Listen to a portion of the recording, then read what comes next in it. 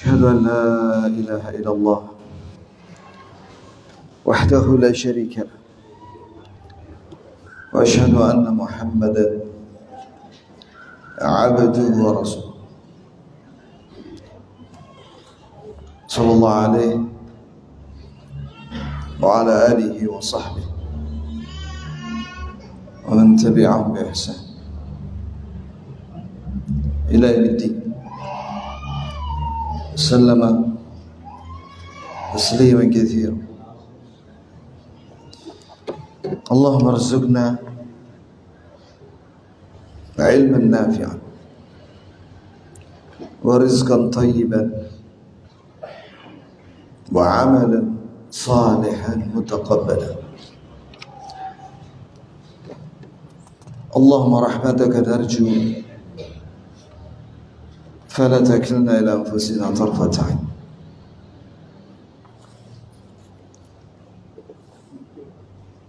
ثم أما بعد. Jamaah sekalian, barakallah li wa lakum. Sallamani Allah wa iyyakum fid dunya wal akhirah. Masih pembahasan tentang syarat-syarat atau khatib yang ideal. Kita sudah sampaikan 5 syarat atau 5 perkara yang harus dimiliki seorang khatib. Secara ringkas, yang pertama adalah dia mengetahui aqidah sahihah, supaya dia tidak sesat dan tidak menyesatkan orang. Yang kedua, seorang khatib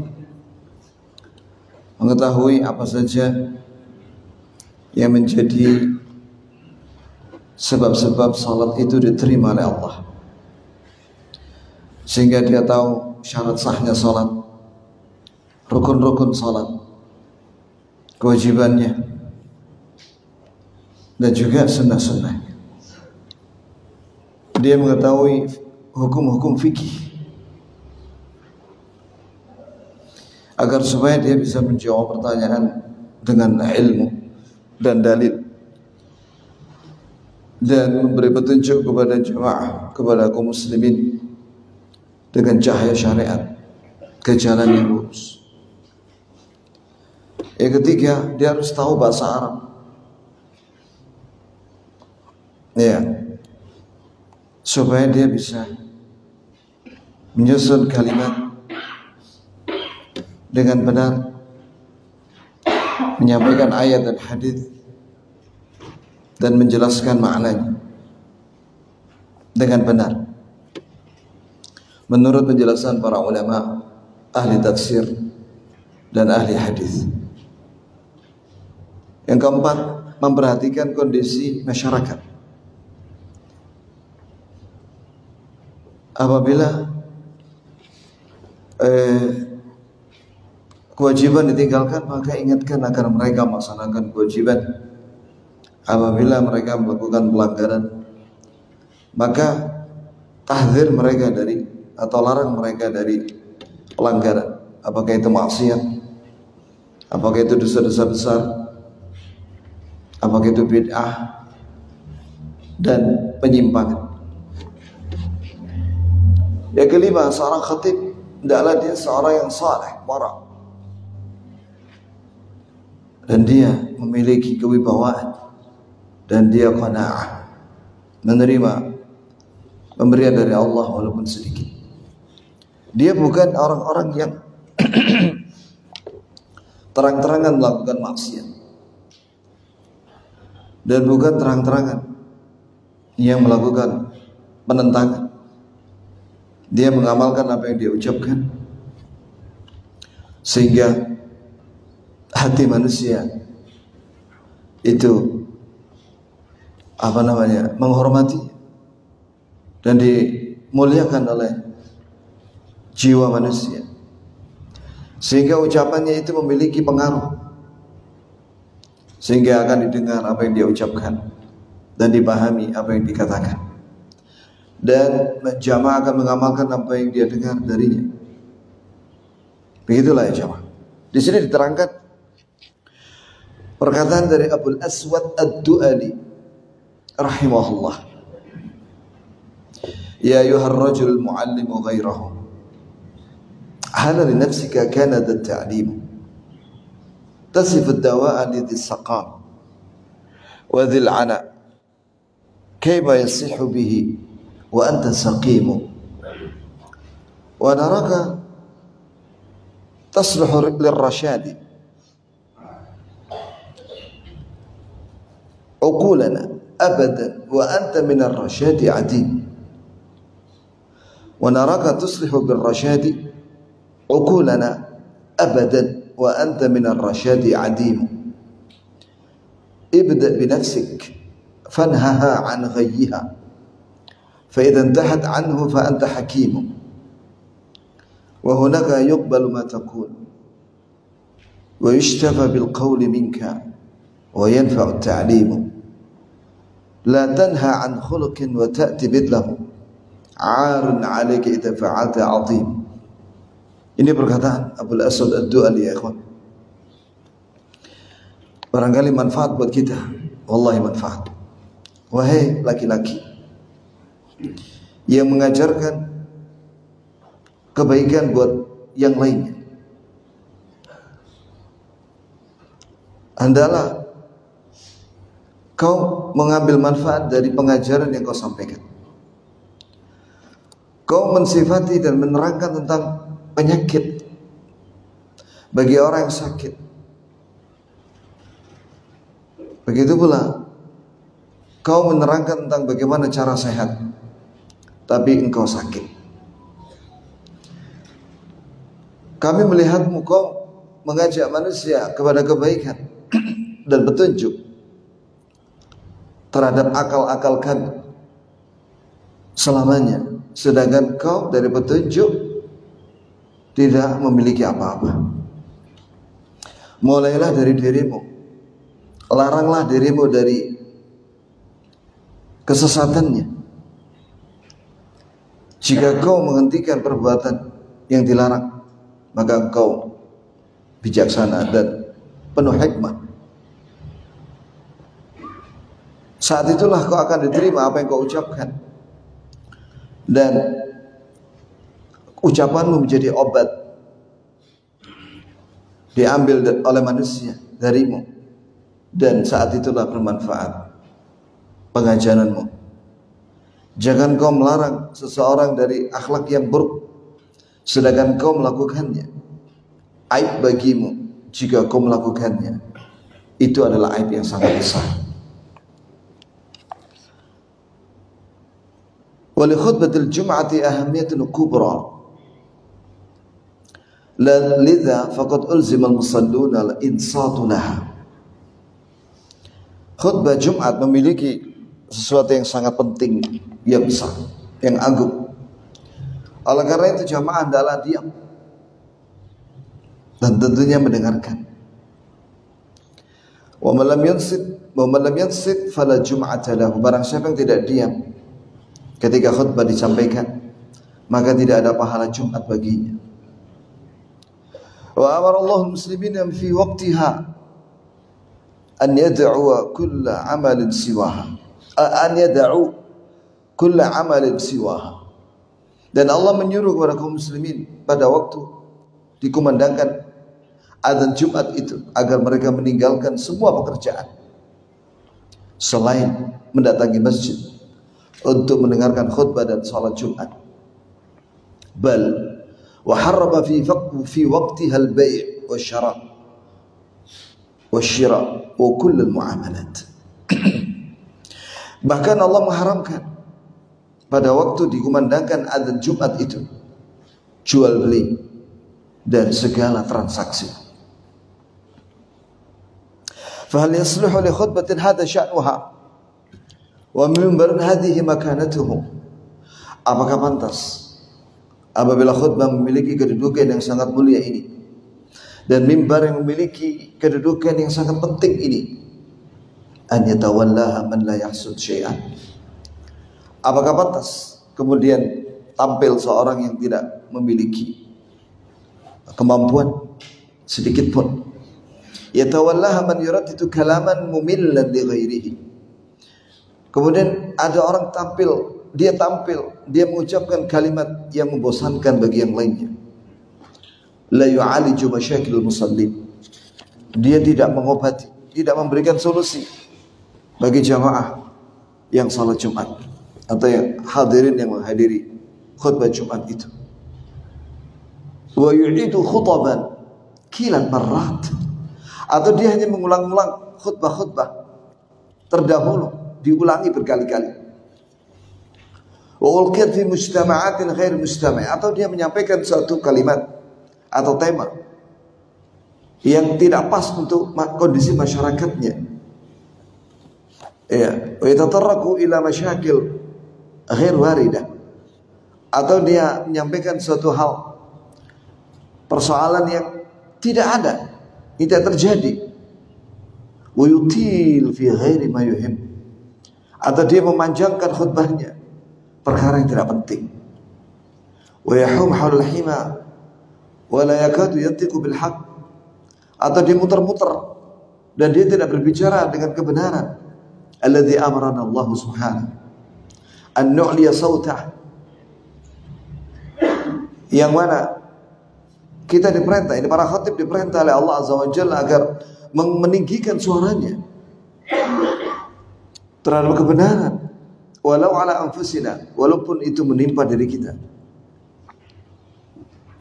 Innani la az'um anna sahatul masjid khalat min al-khairi kulli. Saya tidak mengatakan bahwa masjid kosong dari kebaikan semuanya.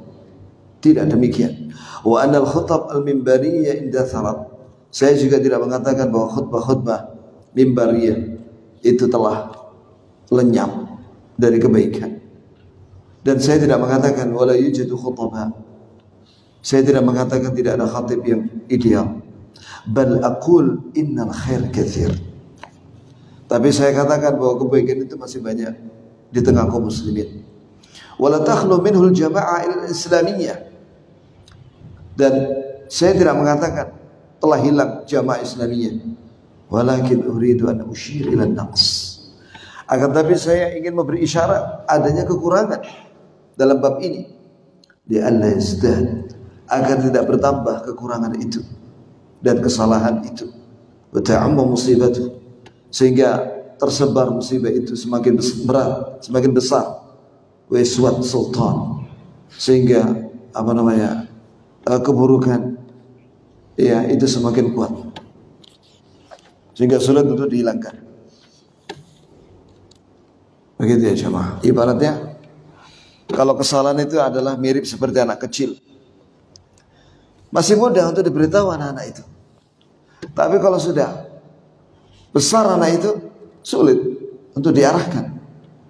Ibarat pohon yang kecil, mudah untuk diarahkan, bengkok sana, bengkok sini, atau diluruskan pohon yang kecil itu. Tapi kalau sudah menjadi batang pohon yang besar, sulit itu dibengkokkan lagi. Waqad sarat al-khutbatu fi akthar al-bilad al-islamiyah rusuman taqlidiyah. Kebanyakan khutbah di kebanyakan negeri muslim hanyalah acara seremonial yang harus dilakukan. Wadhifah rasmiyah, hanyalah pekerjaan resmi saja. Wa tu'adda bi'ibarah, yang dilakukan hanya dengan kalimat-kalimat tuhfat min waraqah, yang dihafal dari kertas. Fatulqa al-mimbar, dan disampaikan di mimbar. Kakunnas al-masjid yaqumu biha ayy rajul, seolah-olah itu adalah seperti tukang sapu masjid yang bisa dilakukan oleh setiap orang, karena dia hanya sekedar baca saja. Oh, tidak demikian. Wa fi nadhri tullabiha hirfah yunalu biha rizq. Bahkan ada sebagian lagi yang berebut untuk menjadi khatib, itu adalah pekerjaan untuk mendapatkan sedikit rezeki. Wa nasu au tanasaw anna maqamaha huwa maqamun Nabi sallallahu alaihi wasallam. Mereka lupa atau pura-pura lupa bahwasanya mimbar ini yang di situ ada khutbah itu dulu adalah tempatnya Nabi sallallahu alaihi wasallam khutbah. Wa maqamu khulafaihi, dan itu dulu para khulafa ar-rasyidin setelah Nabi sallallahu alaihi wasallam khutbah di situ, di mimbar itu. Wa nuwabuhum, atau mengganti khulafa ar-rasyidin. Wa qad uhina hadzal maqam fi hadzal asr. Akan tapi kedudukan yang mulia ini, yaitu khutbah di mimbar ini, telah dihinakan di zaman kita. Fasara ya'hadu bihi katsiran ila ajalin nas, sehingga yang menjadi khatib adalah orang-orang yang paling bodoh di antara manusia. Wa aqalluhum ihtiraman fi nufusil awam, dan yang paling sedikit dihormati di hati awam kaum muslimin. Fadlan an talabatul ilmi wa ahlihi, apalagi di hati para tulab, para penuntut ilmu dan para ulama. Bahkan fahaula'il khutaba syarru fitnah wa dhunubuhum la tuhsa. Bahkan ada mereka khatib-khatib itu, ini kata penulis ya ikhwan, mereka seburuk-buruknya fitnah, bahkan dosa mereka alangkah banyaknya tidak terhitung lagi. Illa idza amkana ihsa ta'thiru khatabihim ad-dar fil ummah. Bahkan saking banyaknya dosanya sampai sama dengan pengaruh buruk dari para khatib itu pada umat tidak dihitung lagi, saking bahayanya. Bahkan ya ikhwan, saya pernah mendengar, saya pernah jadi waktu itu tidak khutbah itu ada khatib liberal mengatakan boleh umat Islam untuk memilih agama selain Islam. Ini khutbah ini ya kawan, membolehkan orang untuk murtad. Coba lihat, apa nggak ngeri antum? Zindik, mengajak kepada kesesatan. Allah musta'an. Bahkan ada yang waktu khutbah, kalau ini cerita dari kawan di Mesir, melaknat Syekhul Islam bin Taimiyah, yukaffiru, dan mengkafirkan Syekhul Islam bin Taimiyah. Khutbah Jumat melaknat ulama. Apa gak ngeri itu? Kalau orang Syiah apa lagi?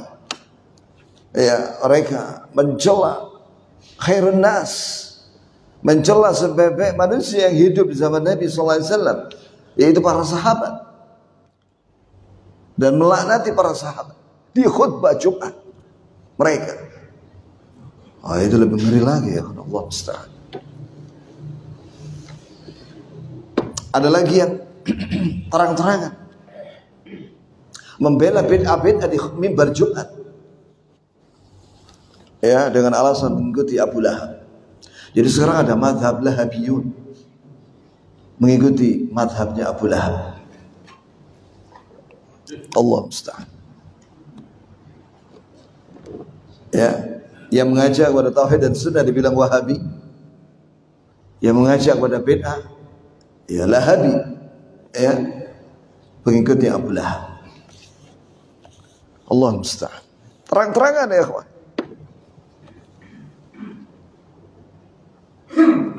Allah musta'an. Terus sekarang kita lanjutkan.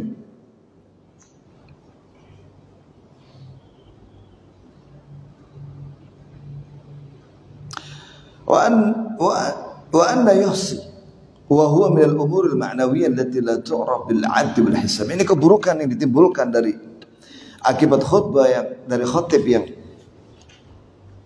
jahil dan yang mengajak kepada kesesatan sangat banyak, tidak bisa dihitung lagi. Wa min sayyiati haula'il khutaba wa afatuhum fil ummah. Dan dari keburukan para khatib-khatib yang buruk itu dan dahsyatnya keburukan mereka yang menimpa umat Islam, an kanu illatan min al-'ilal faqriha wa dha'fiha.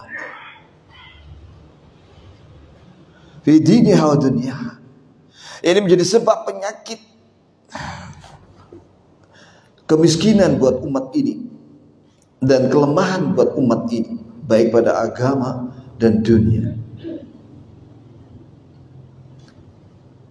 Sampai seperti itu ya kawan. Wa dhaya mamalikiha min aidiha. Bahkan dengan sebab khutbah-khutbah yang menyesatkan itu, lenyaplah kekuasaan yang ada pada tangan kaum muslimin.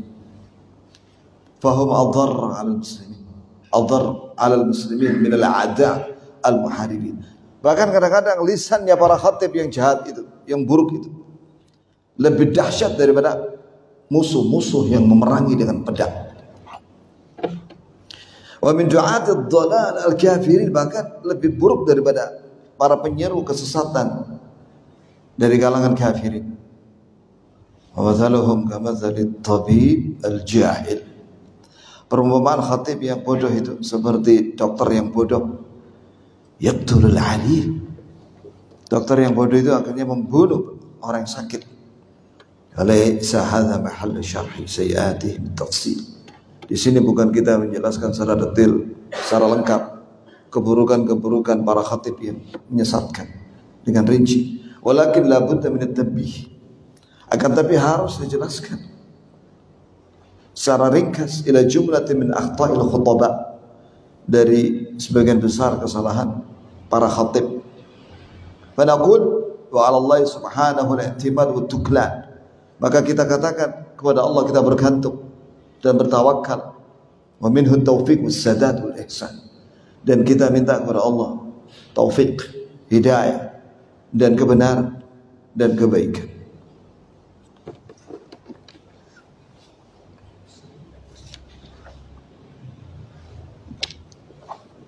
Tatwilul khutbah wa taqsirus salat. Di antara kesalahan yang fatal, memanjangkan khutbah dan memendekkan salat. Bahkan saya pernah mendengar, ikhwan, ada khutbah itu sampai 1,5 jam.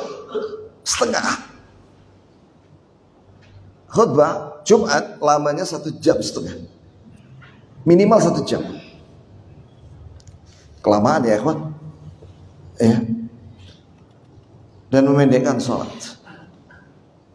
An Amr bin Yasir radhiyallahu anhu qala, dari Ammar bin Yasir, semoga Allah meridai keduanya, berkata, sami'tu Rasulullah sallallahu alaihi wasallam yaqul, aku mendengar Rasulullah sallallahu alaihi wasallam bersabda, inna tula salatir rajul wa qisar khutbatihi ma'innatun min fiqhihi fa atil salat waqsurul khutbah wa inna minal bayani sihra aw la sihr. Ini hadis sahih riwayat Muslim dan yang lainnya. Sebagaimana dalam catatan kaki di sini, bahwa Rasulullah SAW bersabda, sesungguhnya panjangnya salat seseorang, yakni ketika Jumatan, dan pendeknya khutbahnya merupakan tanda bahwa dia faqih, bahwa dia mengerti, seorang yang ahli fikih, mengerti agama. Maka panjangkanlah salat kalian dan pendekkanlah khutbah kalian. Sesungguhnya di antara keterangan di dalam khutbah itu pengaruhnya seperti sihir. Iya, maksudnya khutbah itu bermanfaat. Itu bisa membekas, bahkan bisa menggerakkan umat. Bismillah. Persis seperti sihir yang bisa mempengaruhi orang.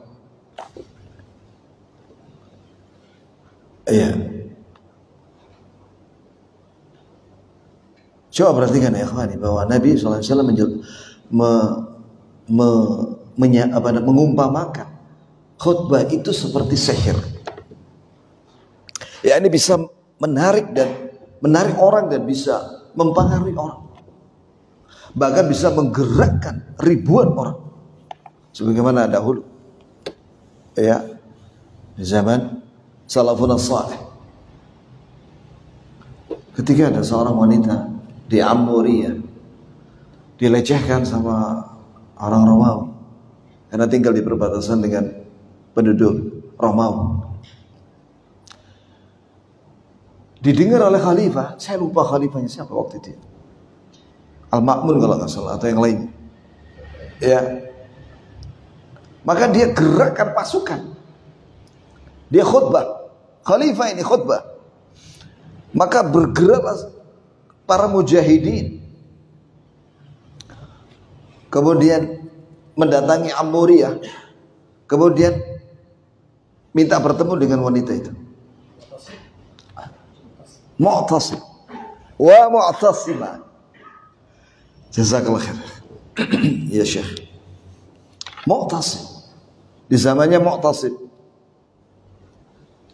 Jadi setelah Ma'mun, Al-Wathiq, baru Al-Mu'tasim, baru Al-Mutawakkil. Di zamannya Mu'tasim ini ada seorang wanita yang dilecehkan oleh seorang Romawi. Ya, di Amuriyah, perbatasan dengan Romawi. Maka Mu'tasim pidato, dia gerakkan pasukan besar. Ya. Kemudian sebelum masuk ke kota Amuriyah, dia perintahkan kepada pasukannya untuk, yakni waktu subuh, menyalakan kayu bakar masing-masing. Ya. Sehingga warga Amuriyah takut dan mereka menyerah dengan tentara Mu'tasim. Maka Mu'tasim dan pasukannya masuk ke kota Amuriyah dan minta bertemu sama wanita itu. Mana muslimah yang meminta bantuan? Maka dipanggilnya wanita itu dan menghadap. Kemudian katanya Mu'tasim, mana laki-laki yang menyakitimu? Itu dia laki-lakinya. Maka dipanggilnya laki-laki itu dan kata Mu'tasim, jadikan laki-laki ini sebagai budak. Hanya jadi budak. Bayangkan ya kawan, bagaimana ya khutbah yang kalimat seorang wanita, kemudian dengan sebab itu Mu'tasim berpidato bisa menggerakkan umat. Itu dulu. Kalau sekarang Allah musta'an. Berapa banyak darah tumpah dari kaum muslimin. Ya. Sampai hari ini. Tapi tidak bergerak sama sekali umat ini. Ada apa ini? Wallahu a'lam. Kemudian juga di sini kalimat wa inna minal bayani la sihra. Bahwasanya khutbah itu ada dua, ada yang baik, ada yang buruk. Jadi khutbah yang buruk yang mengajak kepada kesesatan itu juga bisa mempengaruhi orang. Bisa mempengaruhi orang. Bisa menutupi kebenaran, mengalahkan kebenaran. Kalau tidak dicegah. Itu ya jemaah. Coba lihat Al-Mutanabbi sepeninggal Rasulullah sallallahu alaihi wasallam. Man hadha alladhi Ahmad la fi Musailimah al-Kadzdzab. Ada orang mengaku nabi namanya Musailimah al-Kadzdzab. Dia sebenarnya pernah dikirimi surat sama Rasulullah SAW, maka dia bertobat kepada Allah Subhanahu Wa Taala. Sampai Nabi wafat dia tidak bertobat, dan dia tahu nggak berapa pengikutnya? 40.000 orang. Jadi kadang ahlul batil yang pandai ngomong pengikutnya banyak juga dia. Akhirnya diperangi sama Khalid ibn Walid radhiyallahu anhu dengan pasukannya. Dia tumpas itu Musailimah al-Kadzdzab dengan 40.000 pasukannya di Hadiqatul Maut, di kebun kurma yang dinamakan kebun kematian, yang di situ sudah dikelilingi dengan benteng yang kuat. Akhirnya bisa dijebol dengan izin Allah Subhanahu Wa Taala. Jadi pidato itu ya kawan, hak atau batil itu punya pengaruh. Iya, punya pengaruh. Seperti sihir. bisa menyihir orang, bisa mempengaruhi orang banyak, baik atau buruk. Walaysa hadzal hadits mukhalifan lil ahadits al-masyhurah fil amr bi takhfif as-salat. Hadis ini tidak bertentangan dengan hadis yang masyhur yang memerintahkan untuk meringankan salat. Liqauli Jabir bin Samurah radhiyallahu anhu, karena perkataan Jabir bin Samurah sallallahu alaihi wasallam, kuntu usalli ma'a Rasulillah sallallahu alaihi wasallam fa kanat salatuhu qasdah wa khutbatuhu qasdah.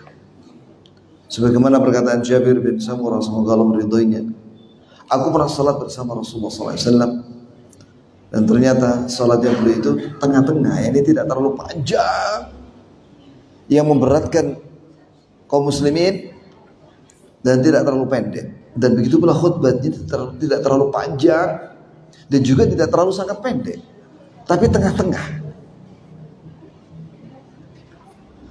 Begitu ya jemaah. Saya perhatikan sekarang para khatib ya di Madinah dan juga di Mekah itu rata-rata maksimal 20 menit. 20 menit. Maksimal 20 menit.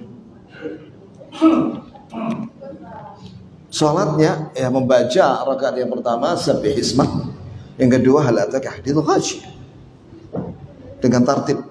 Kadang membaca surat Al-Jumu'ah dan surat Al-Munafiqun.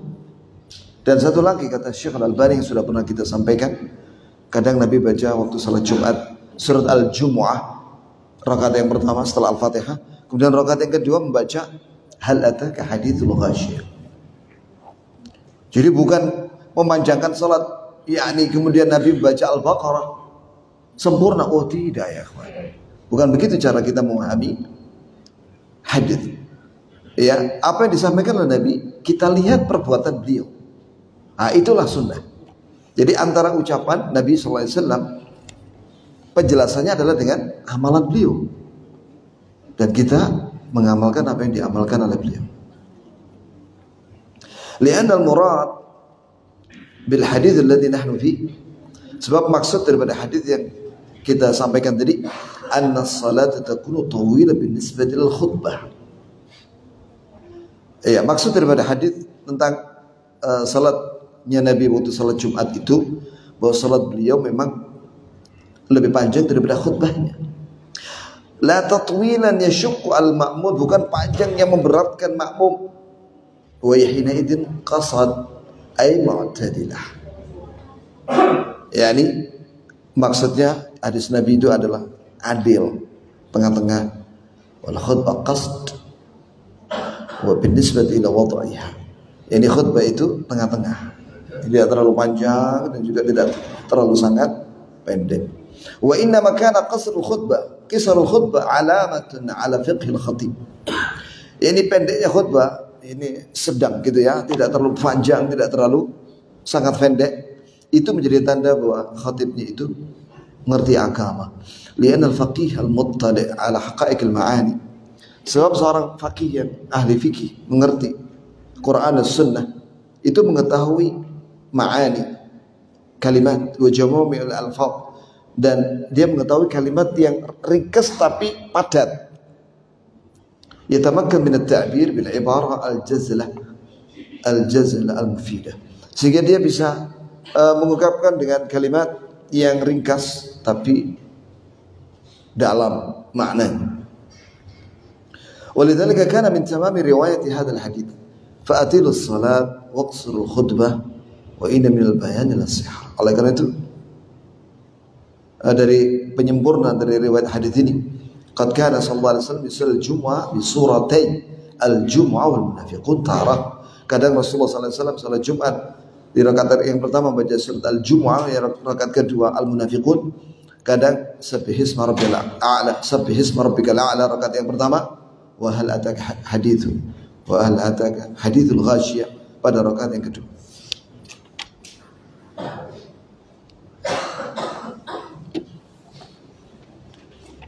Oh ya jemaah, insyaallah habis ini kita salat istisqa. Ya. Karena ada edaran dari Menteri Agama Ya, dan Menteri Agama kita kan waliul amri kita ya. Ala kulli hal. Dia adalah pemimpin kita. Alhamdulillah. Ini adalah yang saya tunggu-tunggu udah lama sebenarnya. Dan alhamdulillah kawan-kawan kita langsung gerak cepat untuk mengumumkan bahwa insya Allah pagi ini ya setelah terbit matahari kita akan sholat istisqa, kemudian ada khutbahnya.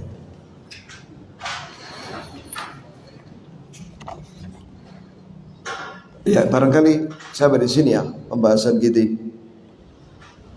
Insya Allah kita akan sambung lagi di lain kesempatan.